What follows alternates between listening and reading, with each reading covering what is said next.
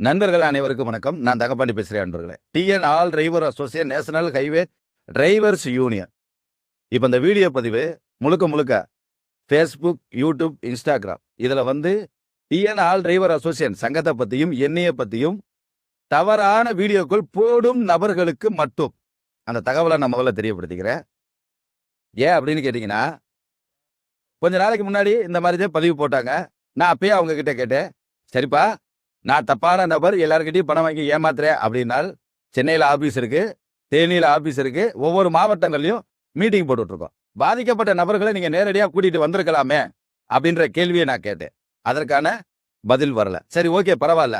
சங்கத்தினுடைய வரவு செலவு கணக்குகளை ஓப்பன் ஆனன்னு அறிவிக்கிறேன். தேனியில இங்க ஆபீஸ்ல மீட்டிங் போடுறேன் வாங்க அப்படின்னு சொல்லி ஒரு மாசத்துக்கு முன்னாடியே மீட்டிங்கான டேட் அறிவிப்பு கொடுத்து, யார் யாருக்கு சந்தேகம் இருக்கோ, யார் யார் ஏமாத்திருக்கோன்னு சொல்றீங்களோ எல்லாருமே கிளம்பி வாங்க, உங்களுக்கான தீர்வு இங்க கிடைக்கும்.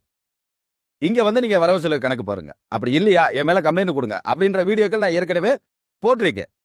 அப்படி இருக்கும்போது இப்ப பழையபடி திரும்ப இந்த ஒரு வார காலங்கள்ல சங்கத்தை பத்தியும் என்னைய பத்தியும் தப்பான வீடியோக்கள் பரப்பிட்டு இருக்காங்க. சரி, ஓகே, ரைட்டு. பரப்புற நபர்கள்ட்ட நான் கேட்கிற கேள்வி ஒன்னே ஒண்ணுதான்.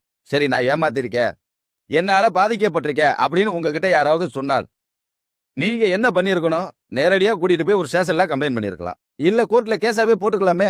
ஏன் நீங்க அதை செய்யல? வலைதளங்கள்ல பர்டிகுலரா இந்த சங்கத்தை பத்தி என்னைய பத்தின வீடியோக்களை மட்டும்தான் அப்லோட் பண்றீங்க. பாதிக்கப்பட்ட நபர்களுக்கு ஏதாவது செய்யணும் அப்படின்ற எண்ணம் கூட உங்களுக்கு வரலையே. பாதிக்கப்பட்டவங்க உங்ககிட்ட சொல்லி இருந்தால் சரி, ரைட்டு, பரவாயில்ல, இப்பயாவது செய்யுங்க. உங்ககிட்ட சொன்னாங்கன்னு சொல்லி நீங்க வீடியோ போடுறீங்களா, அந்த நபர்கள் ஒன்னே சட்ட ரீதியான நடவடிக்கை எடுங்க. இல்லையா நேரடியாக எங்க சங்கத்துல இருந்து மீட்டிங் வச்சிருக்கோம் சேலத்துல. இந்த மாசம் 15ஆம் தேதி சேலம் முனியப்பன் கோயில் பக்கத்துல வேல்முருகன் திருமண மண்டபம். 15ஆம் தேதி காலையில 9 மணில இருந்து சாயங்காலம் 4 மணி வரைக்கும் மீட்டிங். நேரடியா பாதிக்கப்பட்ட நபர்கள் எல்லாரையும் கூட்டிட்டு அங்க வாங்க.